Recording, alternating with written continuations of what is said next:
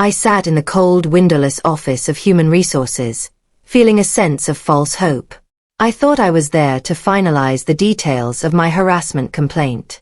I had reported what happened with Troy, a rising star manager, just 2 days before. Instead, Blaine, the HR director, slid a single sheet of paper across the table. His face was cold and empty. "Elena," he began, his voice flat, "we've decided to demote you, effective immediately.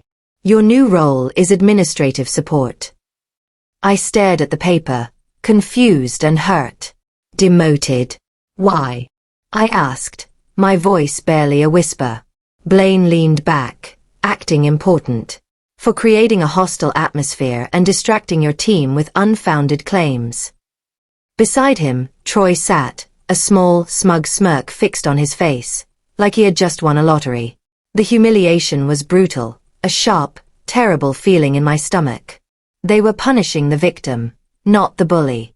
I knew the security cameras had caught everything. Blaine continued, "There's simply no evidence supporting your claims." I left the meeting trembling, my hands shaking so much I could barely carry my purse. The demotion felt like a public shaming. I was escorted back to my desk, not by my manager, but by a silent, serious security guard, as if I were a criminal. My former team members quickly looked away, avoiding my eyes when I passed. The silence was louder than any shouting. When I sat down, I found that my work laptop access was immediately revoked. I was locked out of the job I loved, the job I had worked so hard for. I felt completely alone, betrayed by the company I trusted. As I waited for the guard to finish packing my things, a coworker, a kind woman named Maria, quickly walked by. She quietly slipped a small, folded note onto my desk. I opened it when the guard wasn't looking. It said simply, "Check the night shift cameras." Reading the note made me think back to the night of the terrible incident. I had stayed late to finish a big report, thinking I was alone. Suddenly, Troy appeared in the hallway. He didn't just talk to me. He cornered me near the supply closet, making vicious, cruel comments about my clothes and my professional ability. When I tried to walk away, he reached out and grabbed my arm so tightly it left a mark. I pulled free and ran, filing a report the second I got home. I thought the camera footage would protect me.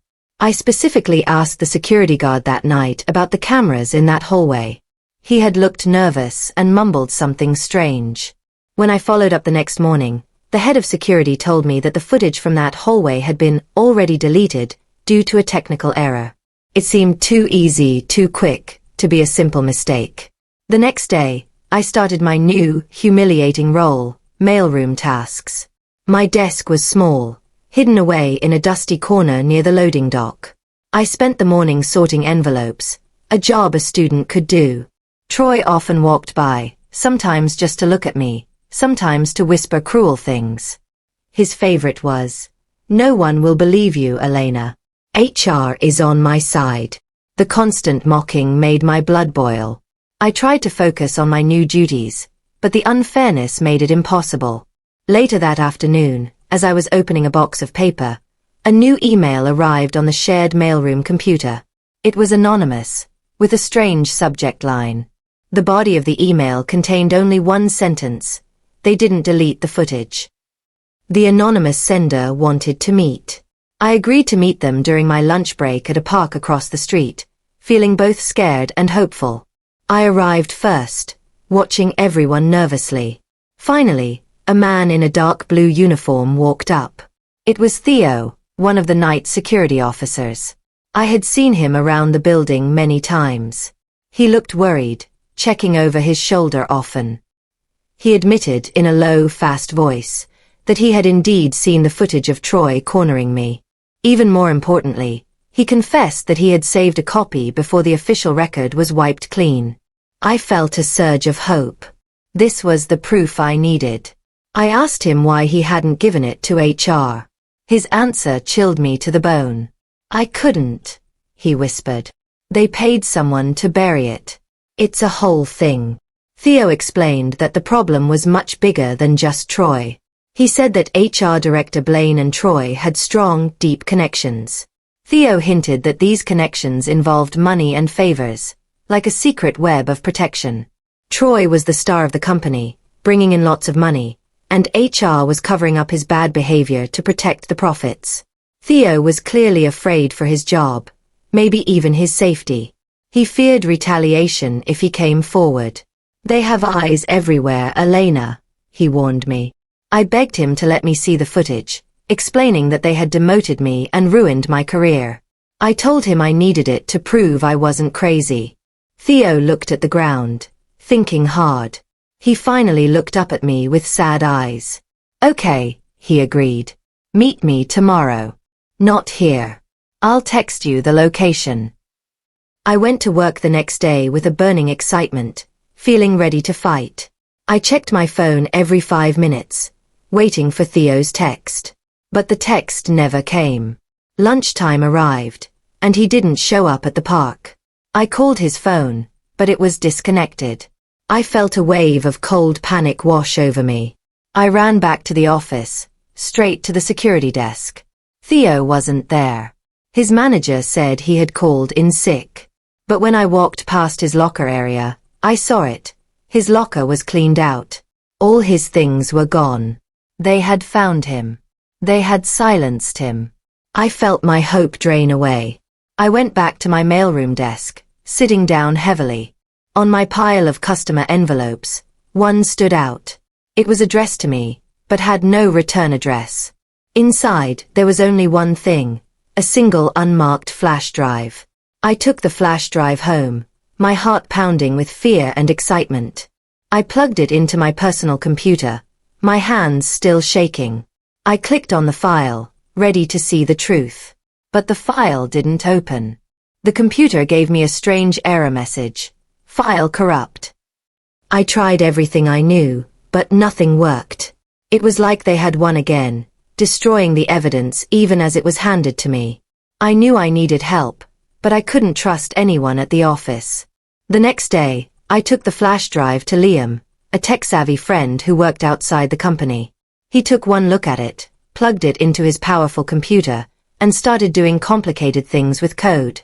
After a long silence, he shook his head. "Someone tried to wipe this drive, Elena," he said, frowning. "But they didn't finish the job." Liam was able to use his special software to restore a tiny bit of the damaged data. We watched the screen nervously as a short clip started to play. It was blurry, shaky, but clear enough to show what happened. It was the 2 seconds where Troy grabbed my arm.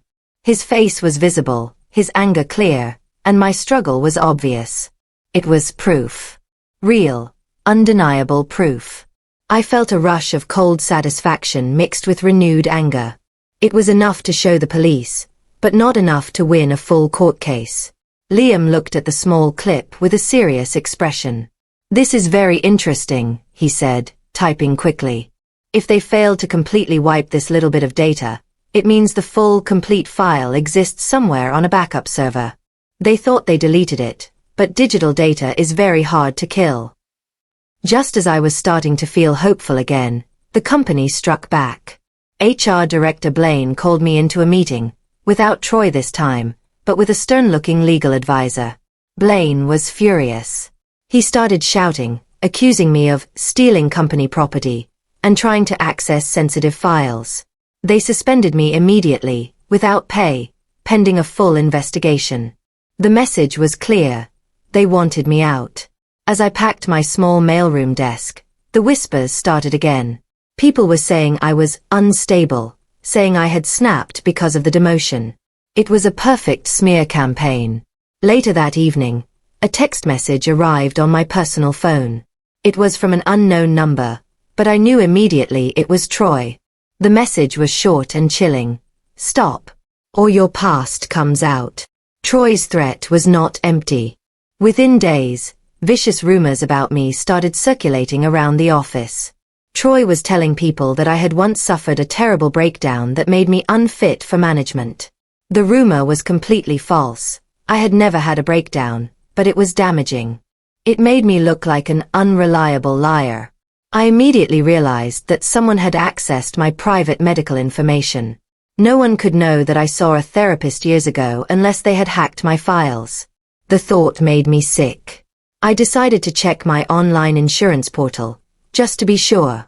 I checked the login history. Sure enough, there were strange logins. The most recent access log showed that my private health records had been accessed from an IP address linked directly to Troy's company account. The realization hit me like a physical blow. Troy wasn't just a harasser, he was a criminal spy. The company's attempt to smear my name was working, but it was also causing cracks in their foundation. A few days later, a soft-spoken woman from HR Mira asked to talk to me outside of work. She was an HR assistant, quiet and often ignored, but she looked terrified. We met at a coffee shop far away from the office. Mira immediately revealed the depth of the corruption. She said Troy had Blaine completely under his thumb. Troy had helped cover up a massive scandal years ago, an affair Blaine had with a young intern, which could have cost Blaine his career. Troy is a blackmailer, Elena, Mira whispered, looking around nervously. He can get away with anything because Blaine owes him everything. Mira then told me the most important piece of information yet. The full camera archive wasn't really deleted. It was moved to a restricted storage server named Apollo. I knew the name of the restricted server. It was used for deep, long-term corporate backups. Getting to it would be almost impossible, but I had to try. I used the small administrative privileges I still had, along with some tricky coding advice from Liam, my tech friend. I was able to gain temporary, unauthorized access to the server late one night. I felt like a criminal, but I knew I was right. Once inside, I found something shocking. Multiple harassment reports against Troy dating back years, all buried and falsely marked as resolved or unfounded. He was a serial predator. I quickly tried to download the full security footage, but I wasn't fast enough. My screen suddenly froze, and a warning message flashed. Access violation. Logging initiated. They had locked me out. The system kicked me out, but not before I grabbed something. Just before the screen froze, I had quickly saved a single folder to a new location on the server. The folder was labeled, Internal Investigations, Confidential. When I reviewed the contents later, I realized I had the smoking gun. Inside the folder was proof that Troy hadn't just harassed people. He had actively blackmailed multiple employees to keep them silent. It was a pattern of criminal behavior. The worst part was a series of emails showing the company's full knowledge. One file, however, stopped my breath. It was labeled simply with Blaine's name and the date of the intern affair. I had everything. Just as I closed my laptop, a message came through on a secure, encrypted chat app. It was Theo. They found me. I'm leaving town. But I left you something. The emails in the Internal Investigations folder were horrifying. They clearly showed that HR Director Blaine and the legal team had intentionally protected Troy for years, not just once.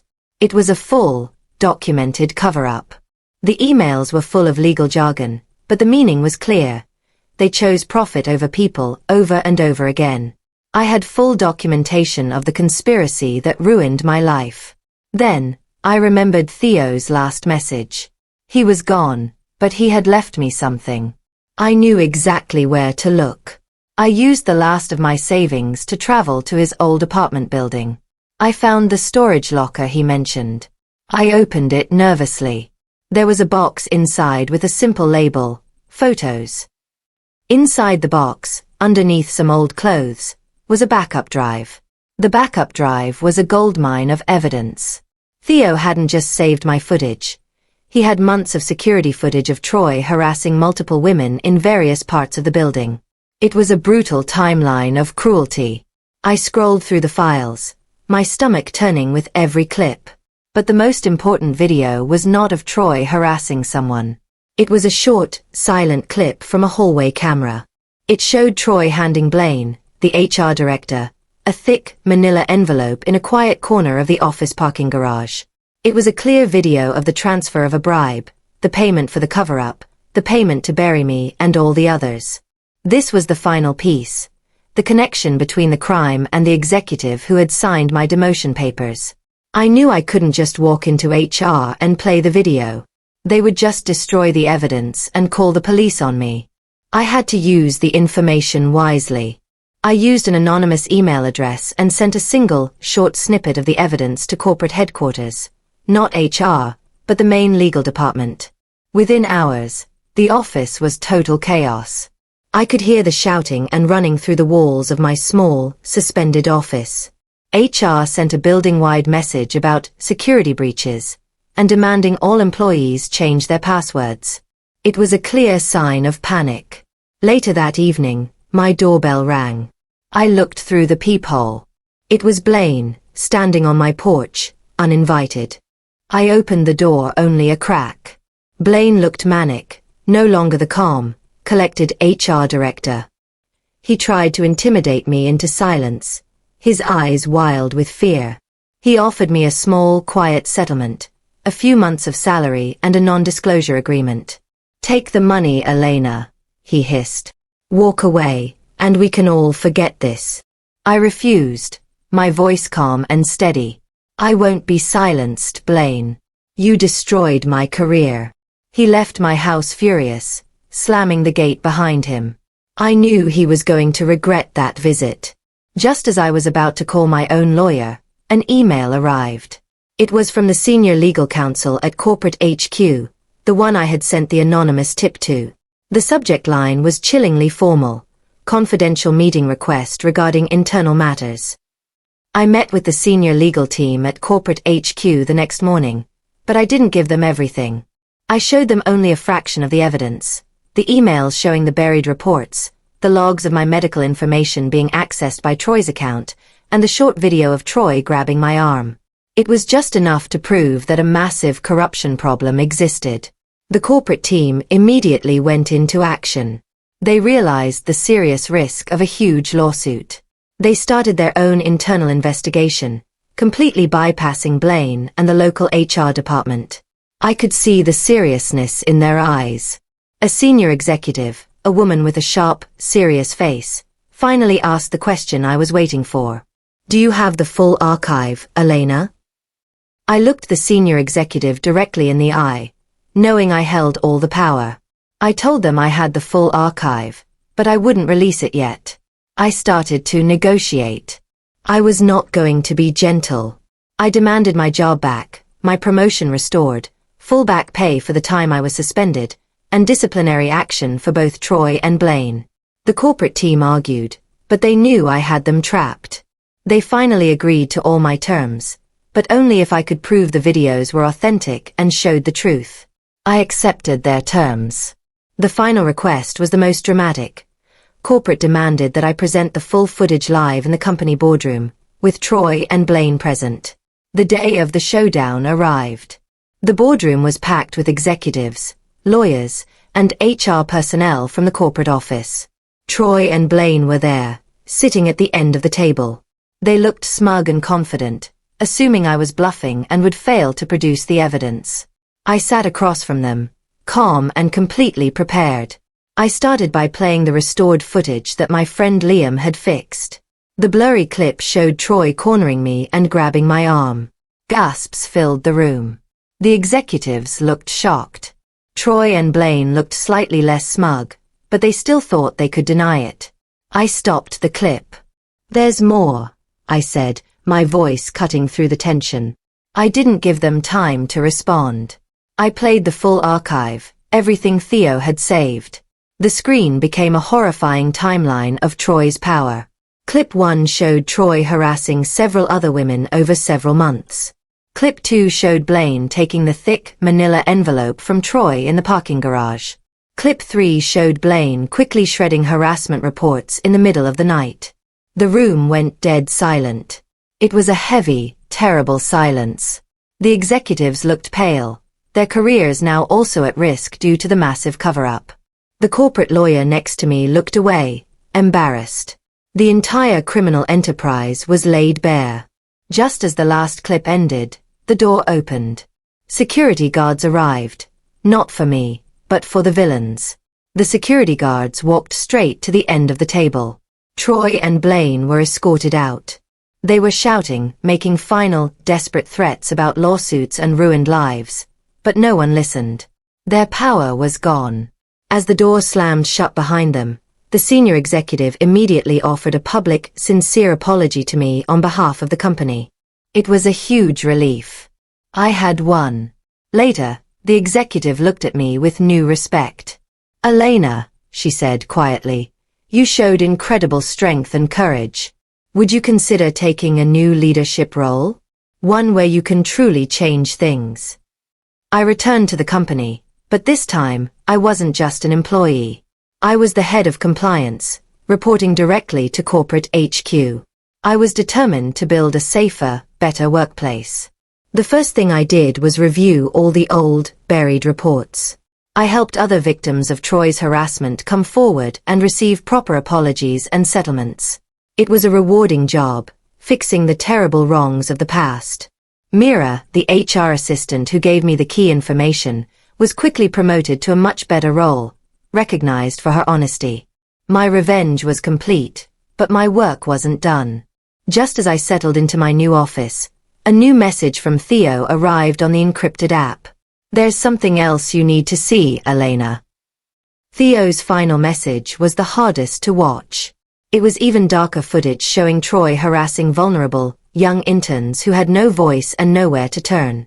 This was not just a workplace issue. It was a crime. I immediately turned over all the evidence, the full video archive, the emails, the bribe footage, to law enforcement. Troy and Blaine were both arrested and faced criminal charges, not just a firing. Full justice had been served. I stood in the main lobby of the company, now respected, now in control. I looked at the employees, knowing I had changed the company for the better. I had been tested, demoted, and smeared, but I had won because I never gave up on the truth. I smiled, thinking of the whole terrible journey. They tried to bury me. They forgot. I'm the one with the shovel.